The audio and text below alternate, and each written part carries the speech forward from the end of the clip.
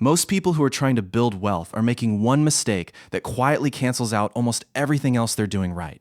It's not a bad investment. It's not overspending. It's not even a lack of discipline. It's comparison. Specifically, measuring your financial progress against other people's highlight reel, the car they drive, the holiday they posted, the house, the lifestyle. Every time you measure yourself against that image, something happens in your brain that makes building real wealth almost impossible. And it has nothing to do with your bank account. What is that something? That's exactly what we're going to talk about today. You're doing the work. You're saving, maybe investing, trying to be intentional with money in a way most people around you aren't. And then you open your phone. Someone you went to school with just bought a new car. Someone from work is posting from a resort. Someone your age, maybe younger, seems to be living a life that looks nothing like yours. And just like that, what felt like enough 5 minutes ago suddenly feels like nothing. The plan that seemed solid suddenly seems slow. The life you're building feels, just for a moment, inadequate. That feeling isn't just insecurity. It's a very specific psychological mechanism working exactly as it was designed to. And if you don't understand it, it will quietly drain your financial motivation, your decisions, and your ability to stay the course. For most of human history, your comparison pool was small, your village, your street, the people you actually knew.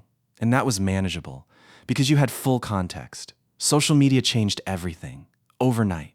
Your brain was handed an infinite feed of the best moments of thousands of people's lives, with zero context for what was real, what was debt-funded, or what was carefully staged for an audience. And your brain, which evolved to compare as a survival mechanism, doesn't know how to switch that off. It processes the images as real, as representative, as a genuine measure of where you stand. Psychologists call this social comparison theory, first described by Leon Festinger in 1954. And the research is clear: upward comparison, measuring yourself against people who appear to have more, consistently triggers feelings of inadequacy, reduced motivation, and in financial contexts, impulsive spending designed to close the perceived gap. You're not weak for feeling it. You're just human. But understanding it changes everything. Here's where the real damage happens. Because the feeling comparison creates doesn't just sit there. It pushes you to act, to signal, to show that you're doing fine too.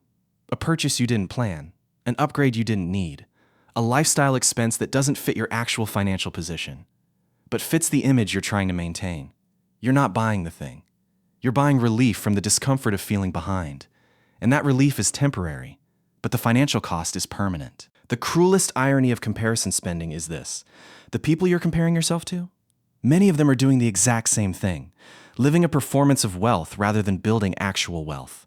According to multiple financial studies, the majority of people who display high-status symbols are carrying significant debt to do it. You're comparing your reality to someone else's performance and losing sleep over it. Here's the deeper damage, and this one most people never see coming. When you compare consistently, your goals stop being yours. They start being reactions to other people's lives. You didn't want the bigger car until you saw someone else's. You didn't feel behind on property until someone your age bought their first home and posted it. You weren't dissatisfied with your savings journey until someone younger seemed to be further along. And the problem with reactive goals is that they move. Every time someone posts something new, the target shifts.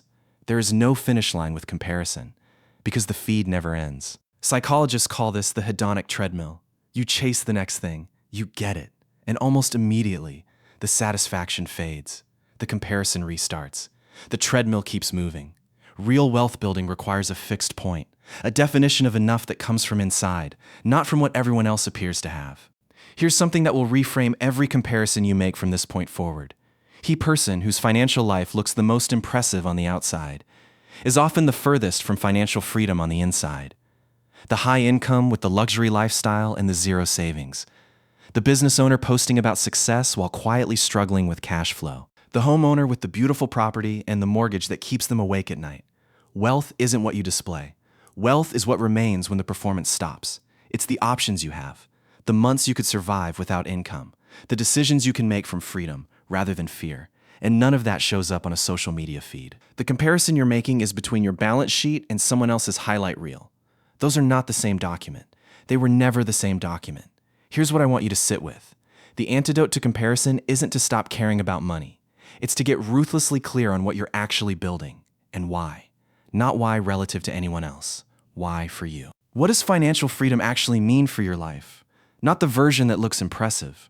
The version that would make you feel genuinely safe, genuinely free, genuinely at peace. When you have a clear internal answer to that question, external comparison loses most of its power because you're no longer measuring yourself against a moving, meaningless target. You're measuring yourself against your own vision, and that's a race you can actually win. The most dangerous version of comparison isn't envy. It's the quiet erosion of your own clarity. When you stop knowing what you want because you've spent too long looking at what everyone else has. So what do you actually do? First, define your enough. Sit down and write out what financial freedom looks like for your actual life. Specific, personal, not impressive, just true. That document becomes your North Star. Second, audit your feed. You cannot unsee what your brain processes as real. If comparison content is draining your financial motivation, curate it deliberately. Third, measure backwards, not sideways. Instead of comparing yourself to others, compare yourself to where you were 12 months ago. That's the only comparison that gives you useful data. Fourth, understand the performance. The next time a comparison lands, remind yourself, that is a highlight reel. Behind it is a balance sheet you have never seen, and the two are almost never aligned. The most dangerous thing you can do while building wealth isn't a bad investment. It isn't overspending. It's losing your own vision to someone else's performance. Stay in your lane, build your thing, measure what actually matters. And if this one shifted something for you, there's more here that will too.